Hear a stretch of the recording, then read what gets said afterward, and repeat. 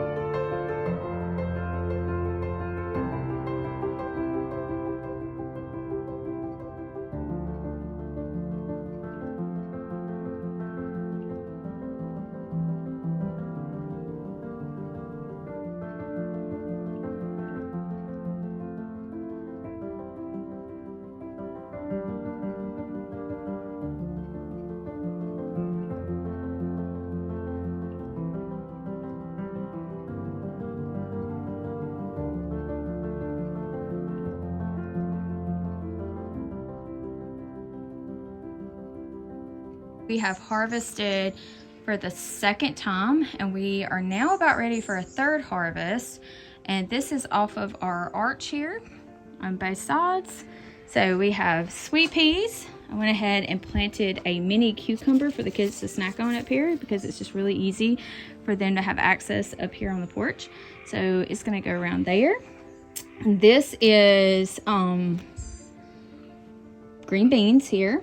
They haven't come up yet, but pretty 100% positive that I put seeds in there probably yesterday or the day before. We have got Russian kale. We have got lettuce going here. This is lettuce.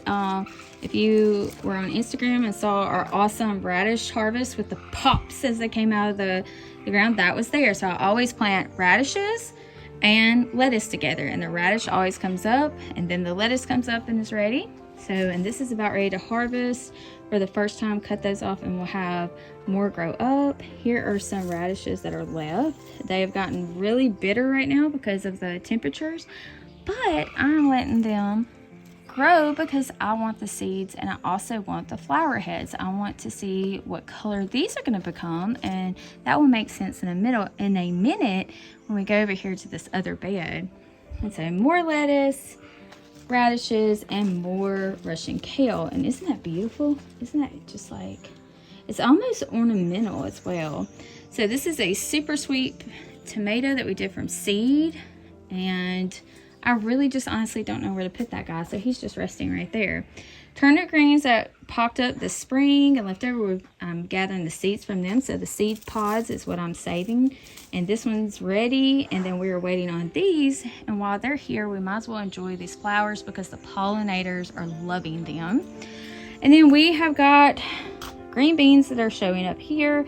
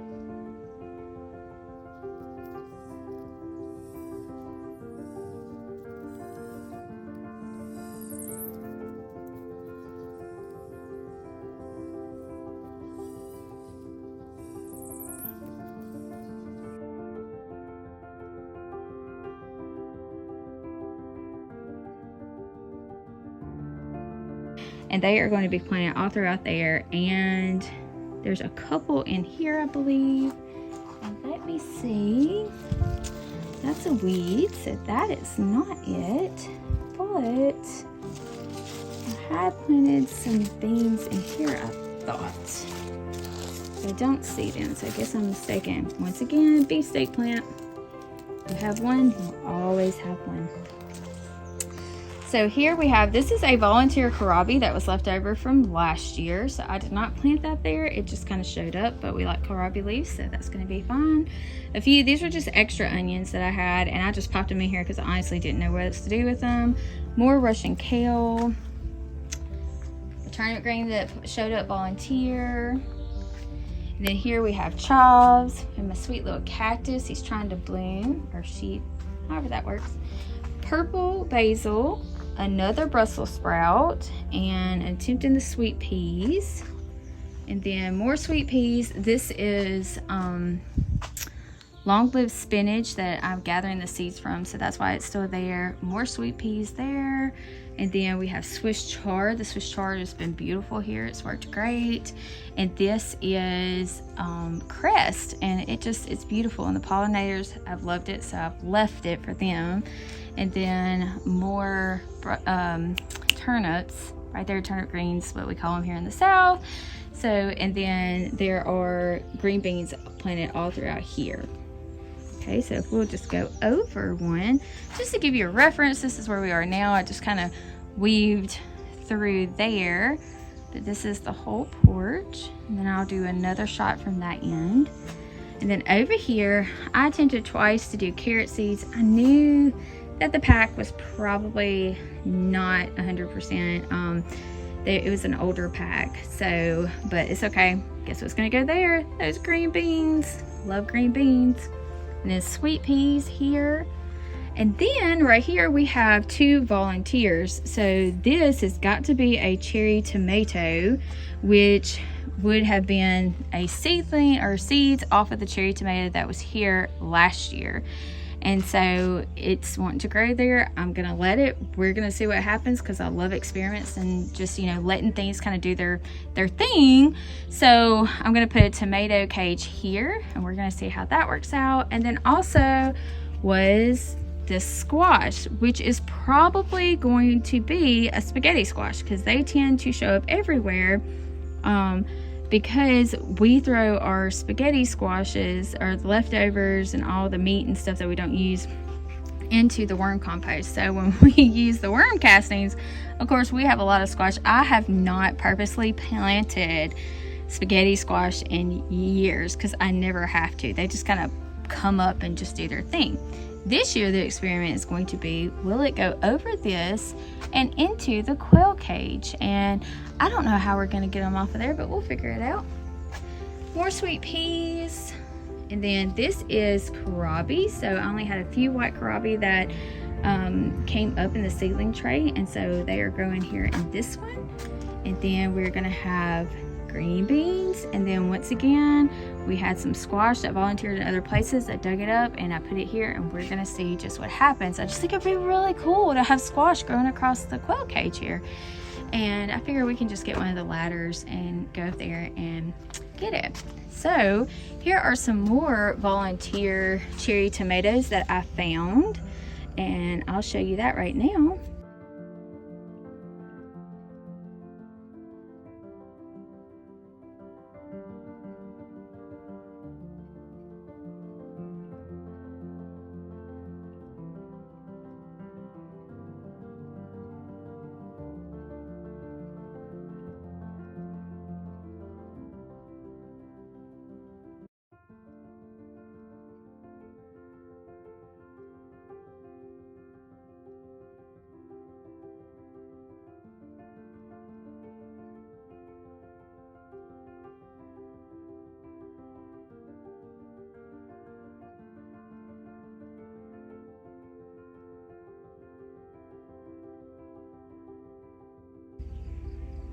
As you can see, I got those out and put those in these pots, and then I have some that are down in the filing cabinet beds that are even bigger, and they're the exact same plant that you saw in that video. So we have some catnip, we have all of our squash coming up. I have a latex allergy, and so I cannot eat potatoes, but I can eat scallop squashes, which taste like potatoes to me.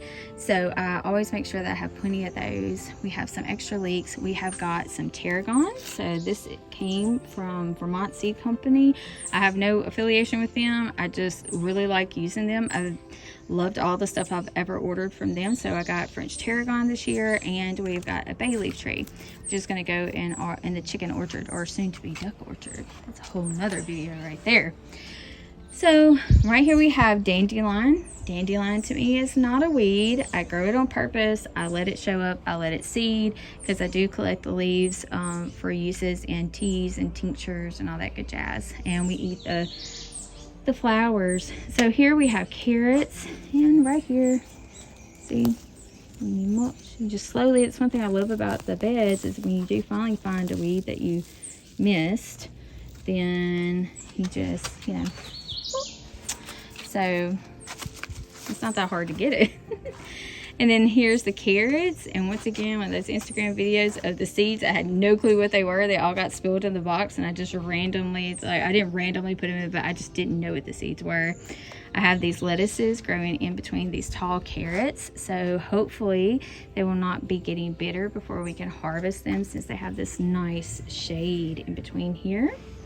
And then here are the white radishes that we planted. Some of them, they didn't really produce a great radish, but they produced these wonderful flowers and seed heads that we're gonna gather for next year. Some of our lettuce that, well, I cut it, and so the lettuce has bolted and it's pretty bitter, so we're gonna go ahead and feed it to the chickens and the goats.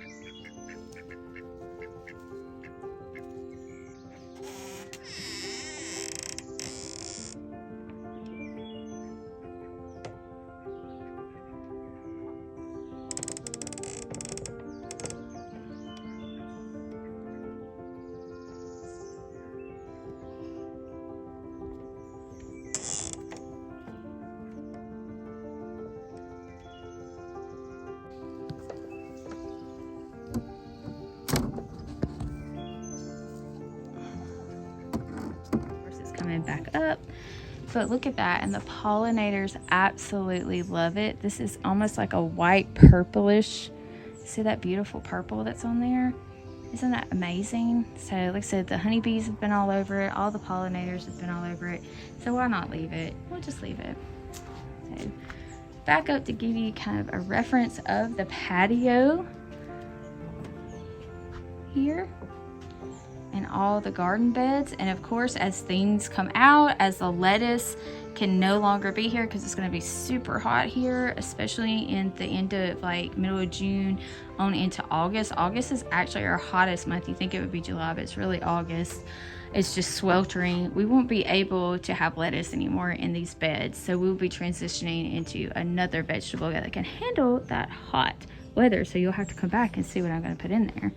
And then we have our native pink. So if you watch that video with the beautiful like hummingbird that's coming in and just enjoying that, this actually grows wild out in the edge of the woods out there. And so I brought some of it up to the porch just to be able to enjoy all the pollinators that's there. And then we have our comfrey and a few little plants that need to go out into the side. So all right, well, let's go see the filing cabinet garden and our main cottage garden down there. Here is an overview of the cottage garden, and we will get down there and I'll let you know what all is in there. Okay, so I am a full-time art teacher. I've taught public school for 16 years now. And last year they were getting rid of a lot of filing cabinets once everybody kind of got what they wanted or they're old. I also got some from a church that needed to get rid of them. And so I took them on the suggestion of a friend that I have that also used a locker. So they didn't have file cabinets, but they used lockers. And it's the same concept and idea. You drill a hole in the bottom so it can drain really super deep. I have several videos. I'm going to do a whole video on this where I just filled it up with organic matter for up to a year. So this time last year is when I got them, and then I just now planted in them because I didn't want to spend a ton of money on soil to fill it all the way up. So I filled it up about halfway before I put any soil in with just organic matter out of this cottage garden over here. So this is one of the cherry tomato starts that I found in that container, and I'm going to weave it along the railing here. And so that's the plan. And then we have green beans. Green beans are going to be everywhere. There's actually dahlias in there, so we're going to see what happens there. There is sweet basil, green beans. That's a nasturtium, in full sun nasturtium there, because this particular filing cabinet gets a lot of sun. And then this is one of those mini cucumbers for the kids. Once again, I'm going to try to trail it. Remember, I like to see how much food I can pack in one spot. Sometimes it works, sometimes it doesn't, just to be honest. So here we have green beans. That is going to be a black-eyed pea, green beans, one of those cucumbers again, sweet basil, and one of those cherry tomatoes. As you can see, the cherry tomatoes are actually loving being in the soil, which is why I need to hurry up and get the other ones in. Then we have another one of those native pinks, and then we have got tomato, so one of those cherry tomatoes, and oh, a nasturtium. This one here is for shade, like it likes shade. So we planted these directly into the soil. We didn't seed them ahead of time. I just popped them in there because everything said it works better that way, and that is true because I've tried it in the seedling trays and it just doesn't work. Look, a little birdie left its mark. So sweet basil, one of those cucumbers, it's searching for light. So I'm gonna have to get something to kind of probably string it up to the porch where it'll stay there. Nasturtium, excited about that one. And nasturtium, and this is a black-eyed pea. So These are bulbs that I've collected, and we're going to take them out of here and put them on the side of the hill in the new garden once we show you that. And so these are going to have beefsteaks and Mexican petunias in them. Alright, so my trusty little pots over here they are just in the metal containers. I believe I just got these from Walmart, drilled holes in the bottom of them, and they just kind of gave like a transition into the cottage garden. And I've just picked some of my favorite, like lamb's ear, also medicinal uses, great for toilet paper. And with 6 people in the house, you never want to run out of options for toilet paper. And so we just have beautiful, these all flower at different times over here. So we always have some kind of flower through these pots right here. So this year was my first year for red cabbage, and or purple cabbage, and I'm just been ecstatic, just over the moon about it. I covered them. I'll show you a little bit of that video right now, how we did that and protected them, and I'm so glad I did, because now we just have these big beautiful leaves and hopefully some beautiful heads. But I'm gonna go ahead and harvest these here, and underneath all of these I have planted in between. Let's see if I can find it. Where are you? Cilantro there. There is basil over here. So it's supposed to be a purple basil. I know it looks green. And then more cilantro. We have got eggplant back there. I think I made a mistake, and I thought that I had gathered all of my plants, but I hadn't. My eggplants got left out on a really cold night, and I'm afraid I stunted them. They should be doing a lot better than this, but it's not really warm here yet. So I've noticed some growth. The bugs did get to them. So I'm going to leave them, and I'm going to trust that they're going to be okay. We have wild violets that have moved into the bed, and I absolutely love them for medicinal uses. So we're going to leave those there as well. But we have eggplants back there, so when they get bigger, I can attach them to this trellis. And then in between them is also, oh, there's another one of our friends, guys.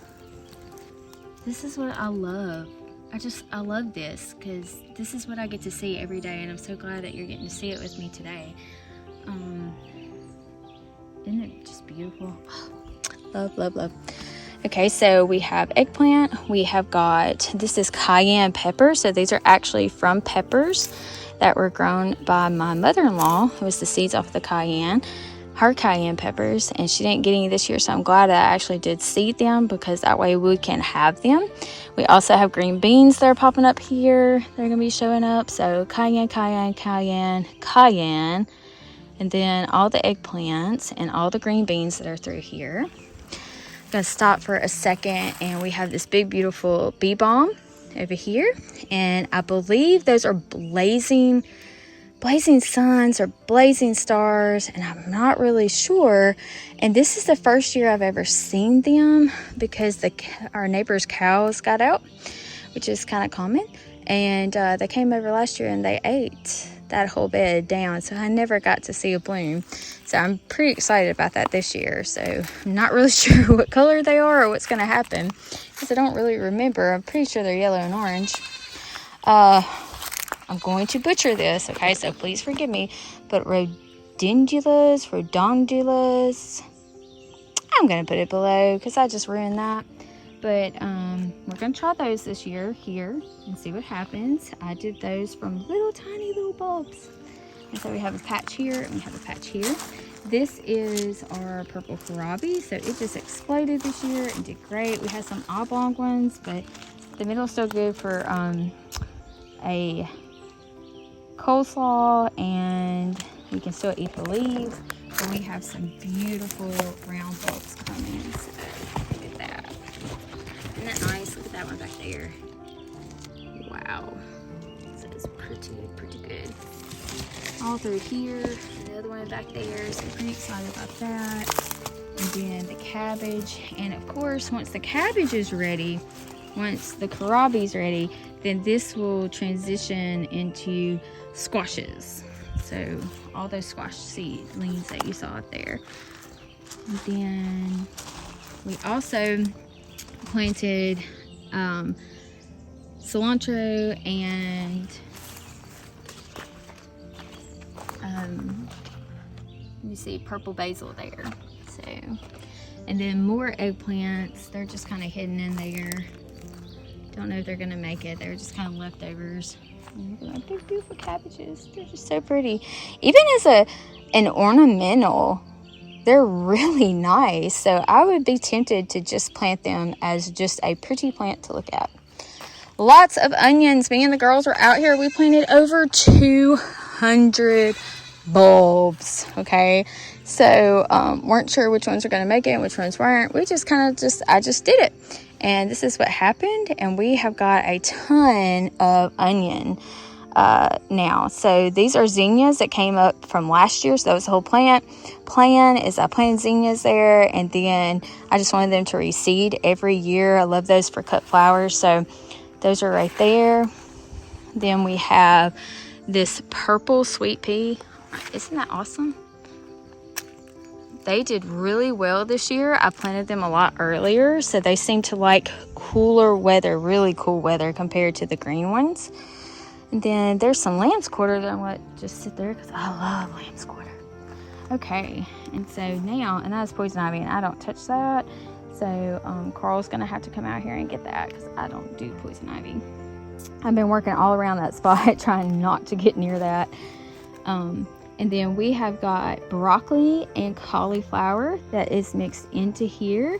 And now it's going to get a little crazy. And some people disagree with me. But I've been successful doing it this way. I have bell pepper there. I have got a Bellarosa tomato there. Come over here, another Bellarosa tomato. And you see they're next to the trellis here, to the cow panel. So I'm going to tie those. And then we have more peppers, more bell pepper, more Bellarosa tomato. Because as the broccoli is coming up and the cauliflower is coming up, they're getting started. They're kind of growing. They're digging those roots deep. And then as it gets hotter and these can't handle it and they're going to be done and we're going to be done harvesting them and they'll come out, then those peppers and those tomatoes are going to really get to shine and really come up. So more sweet peas, lots of onions. Once again, more broccoli and cauliflower. And then we rotate over here, lots of peas, to the fact that where they just bent over. They were so heavy laden. And we need to go ahead and start picking some of those. And okay, we're gonna peek in here. The mulberry tree over there. Look at what we got in there. All the birds. They're eating our mulberries. Except they're not red yet, so I don't know what they're eating. I checked them just yesterday and they're kind of green. So it looks like maybe just a little flock coming through, checking it out.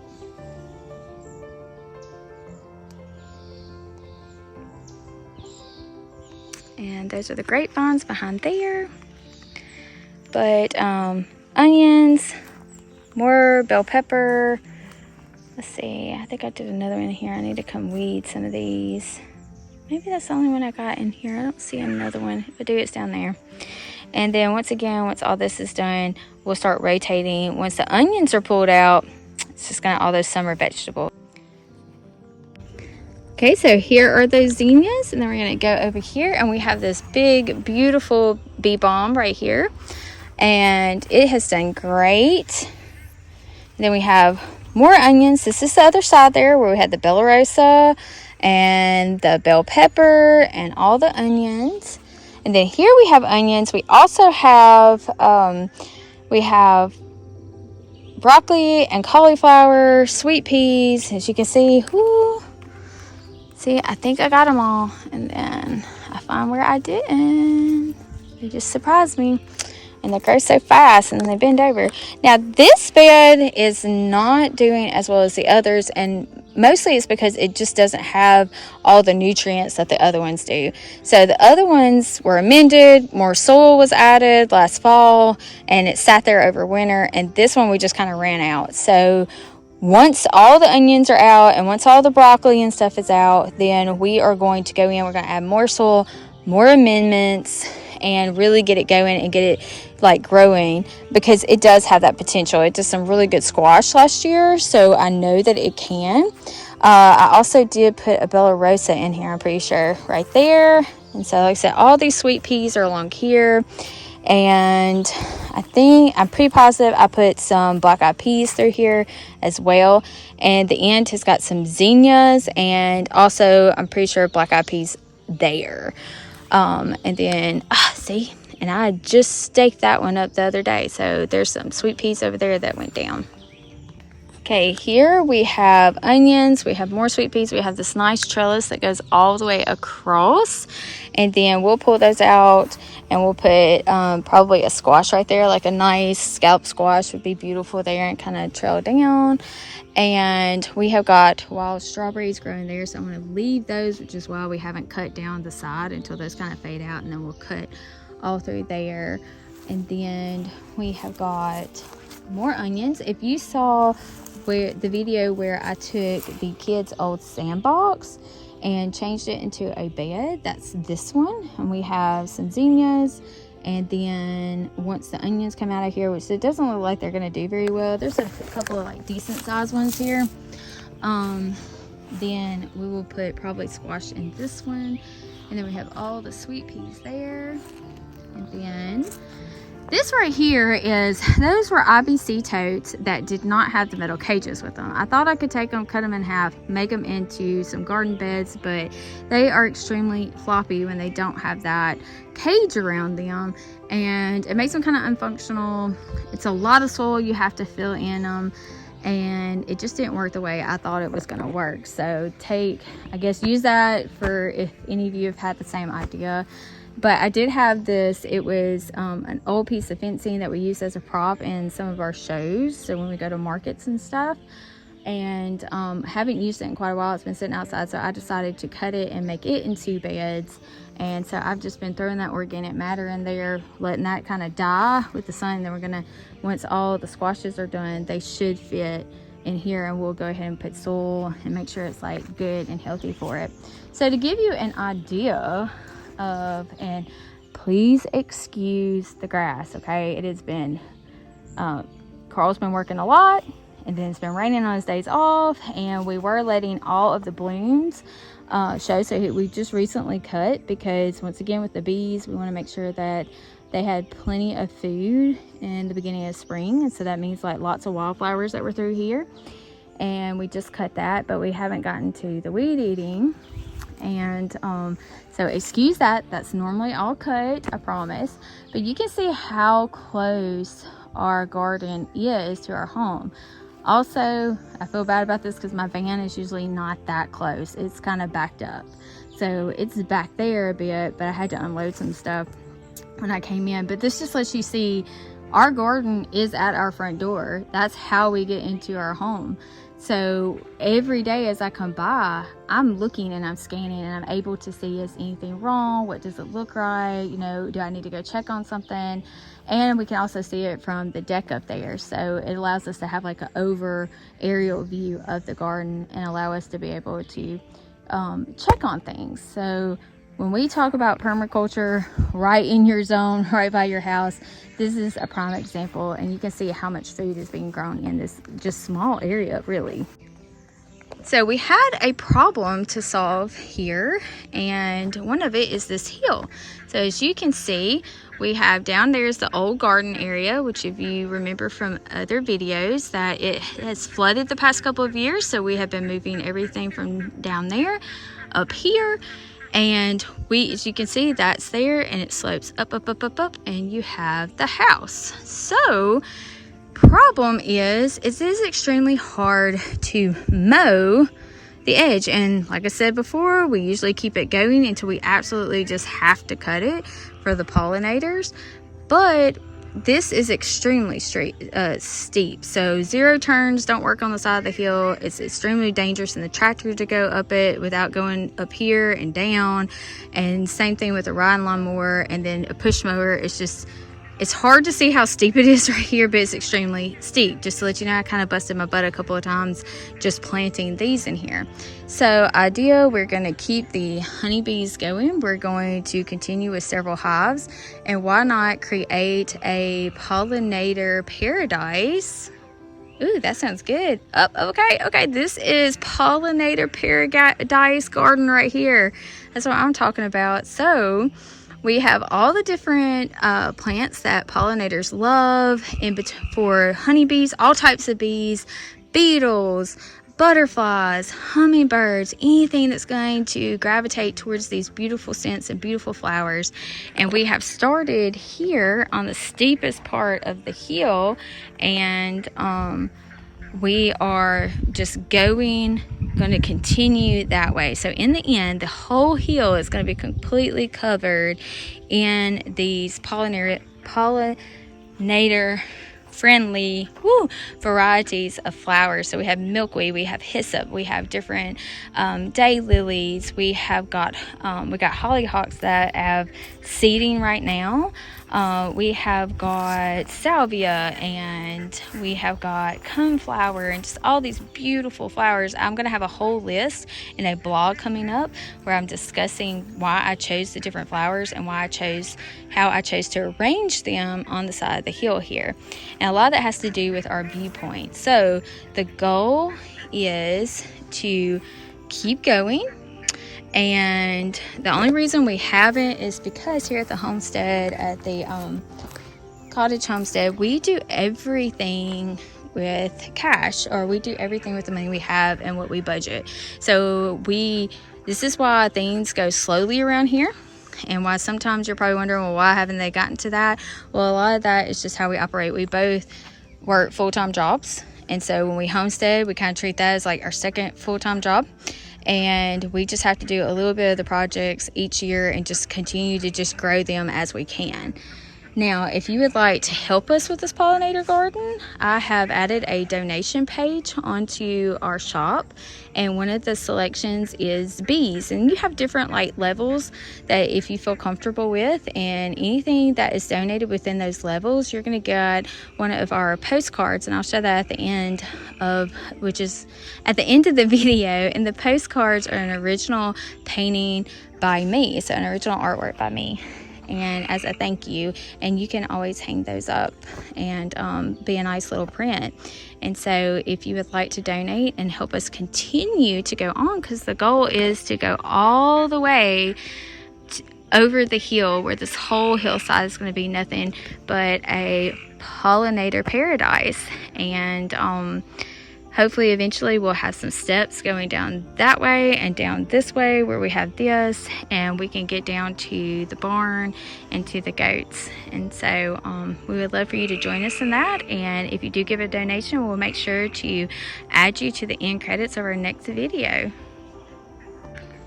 All right, so now on to our really third garden. So here's the pathway that we are going to be using some old pavers that we have.